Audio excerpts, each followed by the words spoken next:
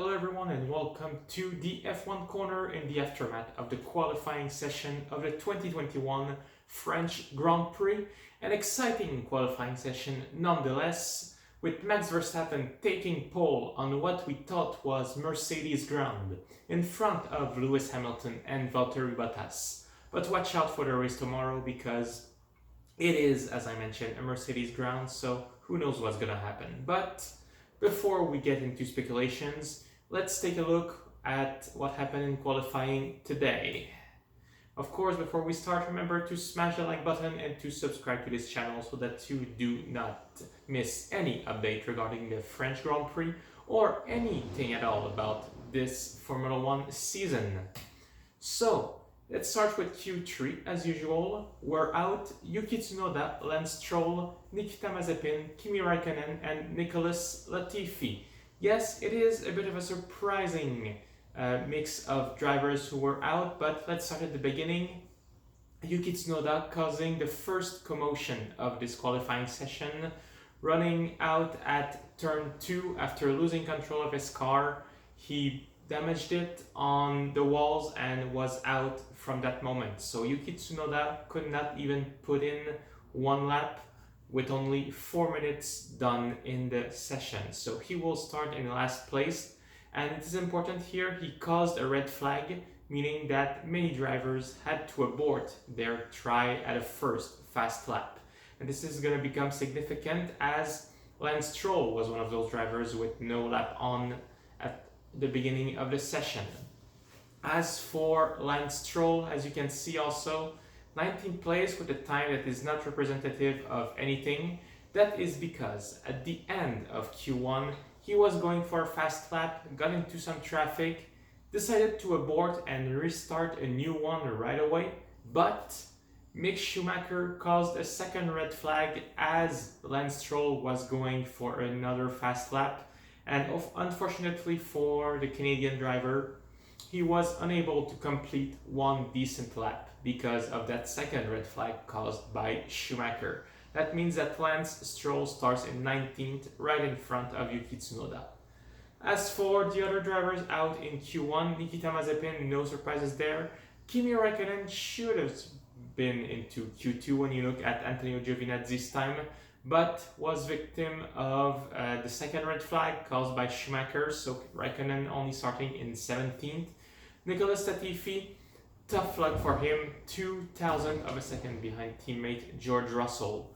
So Latifi starts 16th, and it means here that Mick Schumacher officially made it into Q2, despite having a crash and causing a red flag. But you know, it is a small victory somewhat for the Haas driver and for the Haas team in general, because we know it's a tough season for them. So good job for Mick Schumacher making it into Q2 officially. And once again, George Russell, Mr. Saturday, also passing into Q2. So we'll start at the back of the grid. Nicholas Latifi, Kimi Raikkonen, Nikita Mazepin, and Lance Stroll and Yuki Tsunoda, both who failed to put in a lap time in Q1. Second section of qualifying, we're out Esteban Ocon, Sebastian Vettel, Antonio Giovinazzi, George Russell, and of course Mick Schumacher. Mentioned it, Schumacher had an accident and caused a red flag at the end of Q1, meaning that he could not take part in Q2, so no time, he will start 15th. George Russell also could not expect much better from the Williams, made it into Q2, which is what they want this season so far. 14th because Schumacher could not put in the time. Good job for George Russell overall. Antonio Giovinazzi only less than a tenth of a second behind 12th of Sebastian Vettel. Good job once again for the Italian driver who is really getting everything together this season. Out qualifying teammate Kimi Raikkonen once again. 13th place for Alfa Romeo, very decent result. Sebastian Vettel, 12th. It is, I believe, what we could expect for the Aston Martin at best.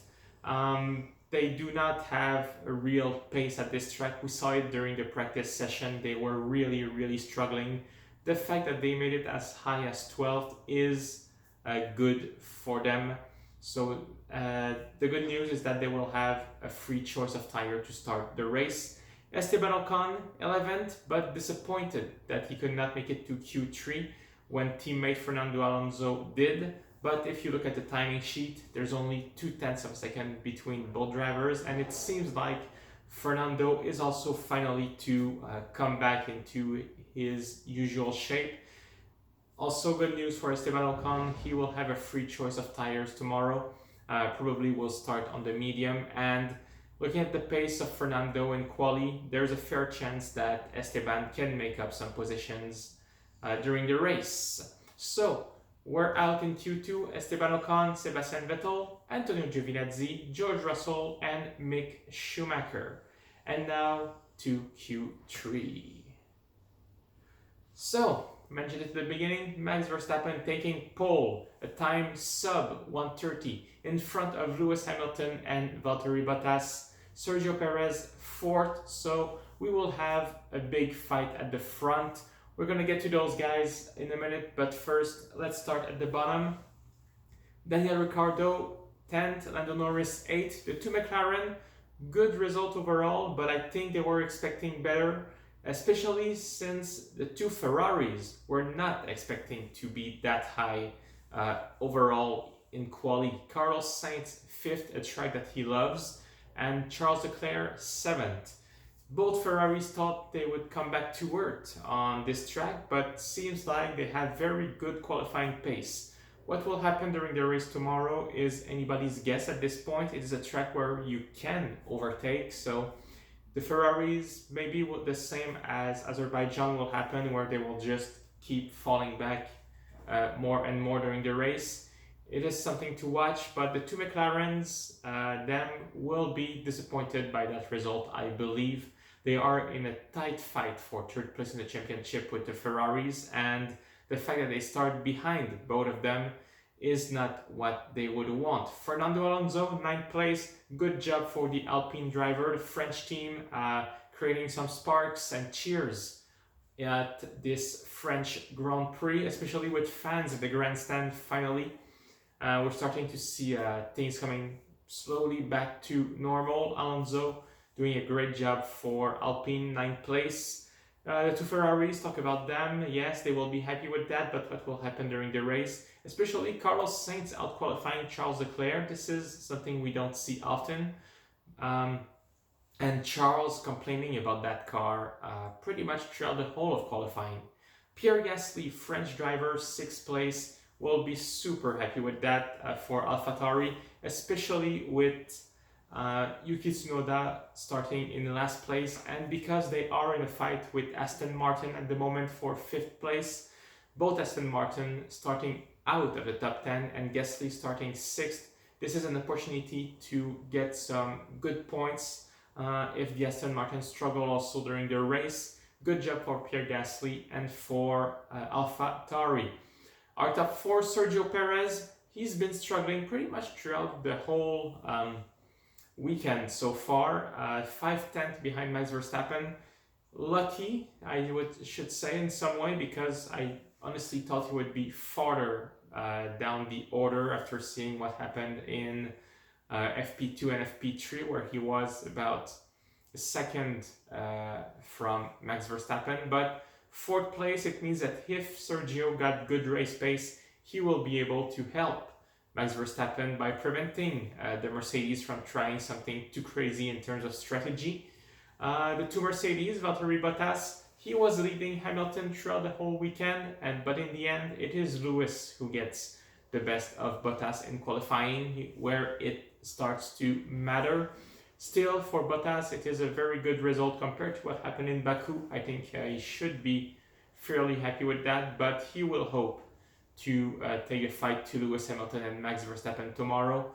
Still, I believe in both cases, both teams, they will try to avoid fight between teammates, because you want the fight between Verstappen and Hamilton. You don't want Hamilton to be impeded by Valtteri in a fight against Verstappen, that's for sure, and same for Verstappen and Perez. Hamilton 3/10 behind Max Verstappen. On pure pace, qualifying pace, it seemed like the Red Bull have the upper hand, but what we saw in FP1 and FP2 on Friday seems to show that the Mercedes will have a better race pace than the Red Bull. Is that the case? We will see tomorrow. Nothing is set in stone. Like I said, it is a track where you can overtake, so we might see some very interesting battle between the drivers at the front. But of course, for Max Verstappen starting on pole, pretty good weekend. And like Sebastian Vettel once said, starting first is usually better to win the race. It makes it easier. This is not the exact quote, but that's something like that he said once. So Max Verstappen, very, very happy to start on pole. He will have the upper hand at the start. Can he stay at the front?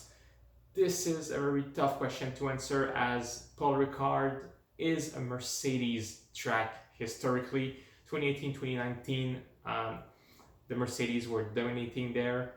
What will happen tomorrow? I think we're going to have a very exciting race. That's all I have for you today, guys. Thank you once again for watching. Remember to smash the like button and to subscribe to this channel so that you do not miss anything regarding the French Grand Prix or anything regarding this whole 2021 Formula 1 season overall. Thank you for watching, guys, and see you next time after the race tomorrow.